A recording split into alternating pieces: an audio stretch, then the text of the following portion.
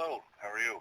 How's it going, Rob? My name is Omar Rodriguez, a.k.a. DJ Ramo. We host a heavy metal FM radio station out of Ashland, Oregon. I am so fucking excited to talk to you, man. Right on, dude, man. I like that you put your DJ with your name backwards. That's pretty fucking cool. Dude, I'm happy you got that right away. No, dude, hey, you know what? I'm going to ask you, of course, a bunch of questions of, MK Ultra and your new album and everything, man. But, I listened to the album 2.5 times. And normally, when I get an album, I usually can burn right through it. And I'm like, all right, I can see what I feel off of it. And this one, man, you threw me by surprise on this one because, immediately, this was like my first impression of Generation Kills. And immediately what caught me by surprise is your vocal changes, man. And the first time it hit me was on track 6, Opiate of the Misinformed Masses. And in my head, I'm just like, when you said question nothing, I remember I rewinded that like 3 times. And dude, that hit me right in the heart, dude. That was like, I felt so much raw emotion from like going like thrash to just straight like fucking agony almost. Yeah. Well, thank you, man. I appreciate it, dude. Yeah. That was, yeah. Dude. And like I said, there's so many tracks on here that are so great. We're gonna dive into that. But one of the things, dude, that inspired me to ask you about like this first question was track 6. For me, man, is growing up, man, I feel like a lot of times there's like one big experience that maybe shifts the way we go about our dreams. Is there like a turning point, maybe when you were like a kid or a teenager, where you knew at that moment that you wanted to be a musician and you wanted to give this a real shot? Well, the path getting there was convoluted with being broke and being stuck in a job, wrong girl, dealing with trying to get sober and being a drunk, and the road was so bumpy and there were so many pitfalls along the way. When it finally happened, it was like a dream come true. But I remember being like 8 years old and hearing Freddie Mercury sing All Dead, which is one of my favorite songs of all time. It's on News of the World. And he also did he did a song called Sheer Heart Attack. And there was also a song called Fight from the Inside. Hell yeah. And this album had so many elements, and you turn it on and it opens up with We Will Rock You into We Are the Champions, which are inspiring, and you're like, holy shit. And then he goes into this pure punk rock metal type song. then they back it down with this piano thing that is absolutely just beautiful. And it, even as a young kid, man, it brought me to tears. I mean, honestly, my family split up when I was very, very young, and I got shifted around a lot, and I felt kind of alone, in the human experience. But music was always there, man. I mean, there's pictures of me as like a 6-year-old, even as young as like 4-year-old, where I'm sitting on the floor with headphones on with a bunch of records, and I'm listening to music, and that was always my go-to. And becoming a musician later was just the trials of getting there. It happened. Yeah. And so. Was there a first like big show that maybe like kind of tested you as like a musician and like tested your will, where you're just like, all right, Rob, like this is like the biggest thing you've ever done. Like I gotta kick ass this show specifically. Did you ever have a show like that kind of maybe propelled you or like you got really inspired off of? Well, I think you're talking about my own performance or going to see a band. Your own performance, like playing with it. Yeah, so I think opening for Iron Maiden was pretty fucking amazing. Opening for Judas Priest was pretty amazing, and I remember touring with Rob Zombie and looking over to my left, and he's standing behind the monitor board watching.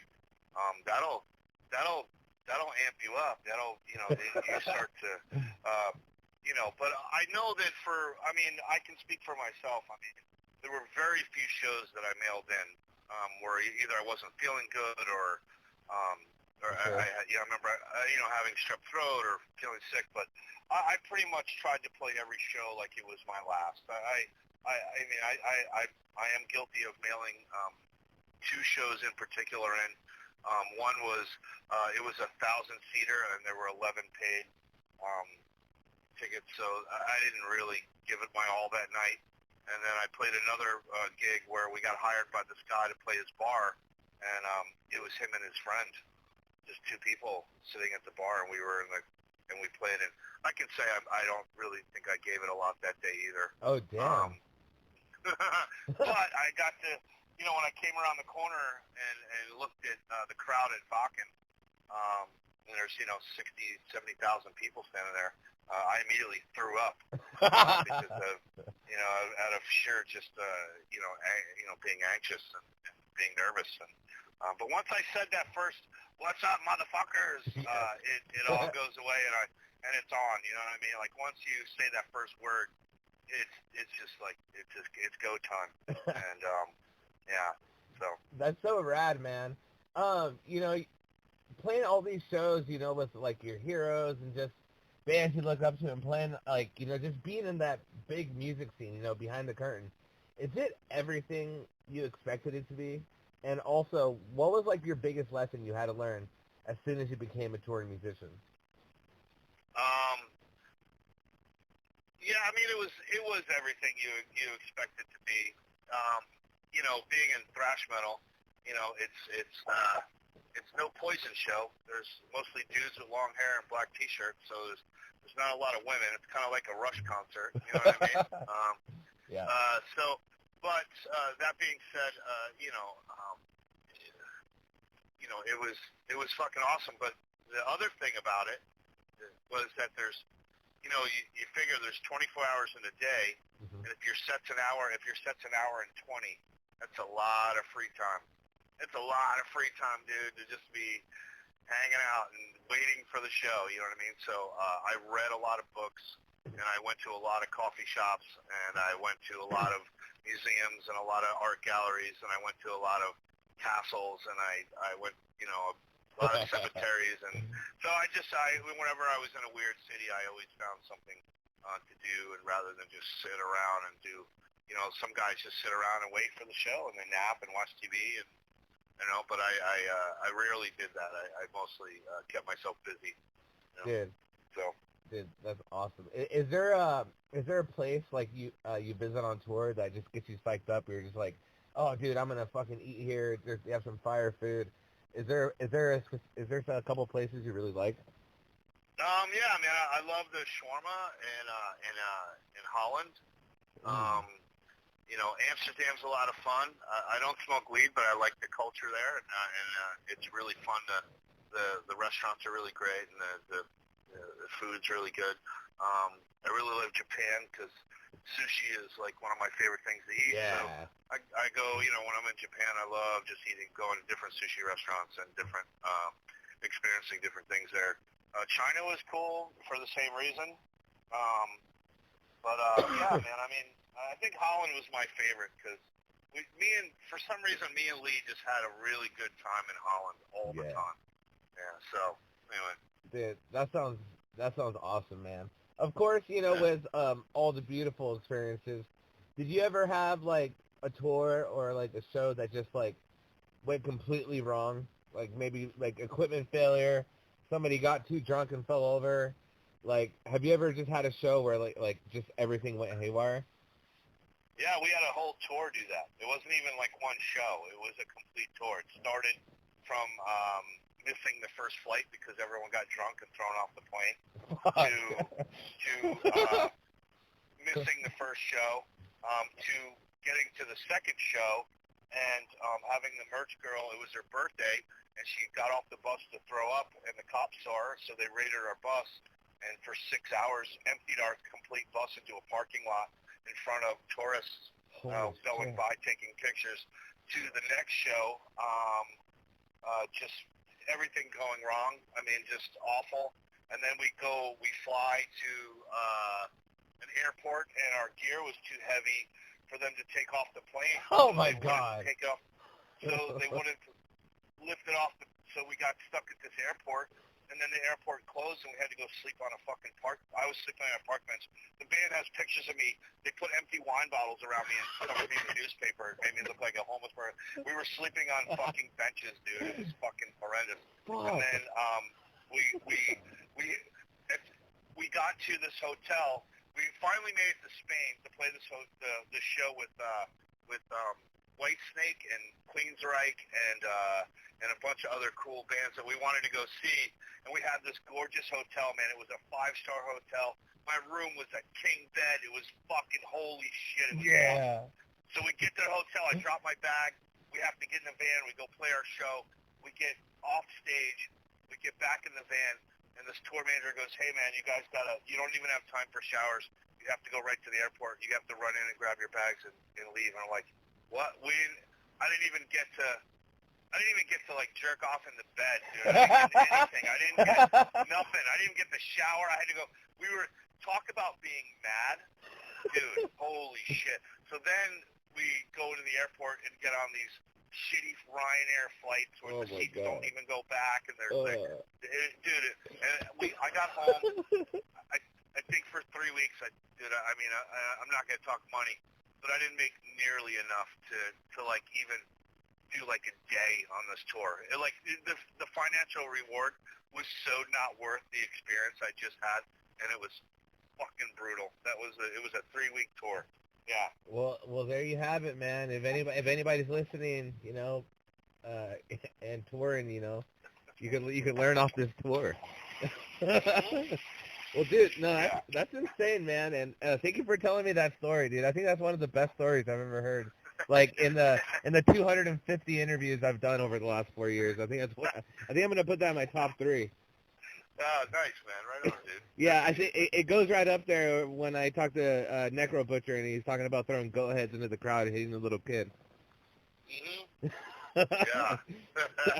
So, dude, MK Ultra, this album is fantastic. I had to listen two times last night on my way to work this morning. My favorite songs on it, I'll name my 4 real quick before we dive into it. Opiate of the Misinformed Masses, La Fin du Monde, I believe. Yeah. Into the Black, and Never Relent, right? That was it? Yeah. Yeah, dude. Yeah. So, dude, track 10, La Fin du Monde, dude, I think that's my favorite track of the whole album. That album just ended so damn strong. And, earlier you were talking to me about how, like, you like the Queen albums because there's a lot of change-ups in like, and I think there was a lot of change-ups in this album that I really like. I really think, like, overall, like, this album has a big balance of, like, huge structures, dude. So tell me, for fans out there that maybe haven't heard Generation Kill or know you guys, tell us why this album is special to you, and tell me your favorite track on this album. I think my favorite track is Opiate, for sure. It was, it was inspired by the book 1984 by George Orwell. And it just, when you look at people today, I mean, you look at a group of people and they're always on their phones. It's just like, back in the 50s, man, everyone was, you look at a train in the morning on people going to work, and everyone was reading the newspaper. And, and now it's just, now it's just cell phones, and they consume everything. And they're like a drug, man. People, I remember my buddy telling me that he got in trouble at work because he could not be on his phone. He had to be on his phone. I'm like, dude, just put it in your fucking car and don't bring it. You know what I mean? And so that was that one. And Never Relent was the first song we wrote, and we asked Gary Holt to be on it, and he killed it. And he killed it, and then we wrote another. I did another one. I read The Telltale Heart for the song Evil Eye, and I called Chris Poland, and I said, hey, man, I got this song. I think you'd fucking kill it. And he was like, yeah. And then I sent it to him, and he's like, all right, I'm in. And then 2 days later, I had the solo done. And then Dogs of War had John Joseph on it. I wrote it specifically for me and John to share the vocal duties on it. I mean, it was specifically written with him in mind. And then Le Fin du Monde, man, I had my friend Ronnie King, who's like this really incredible piano player and keyboard player, and he played with like Tupac and Dr. Dre, and I've known Ronnie for like 30 years. He's won Grammys, dude, and I sent him the song, and I said, hey man, what can you fill these gaps to make this more powerful? And what he sent back, we didn't even change. We just holy shit. Okay, done deal. And the way he ended the song on that note just was so ominous and so disheartening. And that's basically what the song is about. The humankind just failing itself. You know what I mean? And over the things we've experienced over the last years, just all the culmination of all that. And I think the album takes a nice ride. It's like a roller coaster, man. It goes up the fucking thing, it goes down, it thrills you, and then it brings you down, and it kind of makes you think about stuff, and then it brings you back into other stuff like Rat King, which is was a short story basically documentary. I saw the documentary Rats, and then I wrote like what if rats took over the world? Humans are gone. That's kind of where the idea came from. Then I don't know if you ever read comic books, but like Lady Death was the inspiration for Le Fin du Monde. It was a short story I wrote about serial killers are majority men, and I wrote about a female serial killer because they're rare. And I figured, man, imagine a real hot serial killer. And she goes into bars, and so that's kind of what that came from. And it was all the themes are pretty dark and stuff, but I had a lot of fun writing the material and writing the lyrics, and the band really delivered on their end, giving me a really good outlet for trying different styles. Opiate was the first time I kind of did something like that to that extent.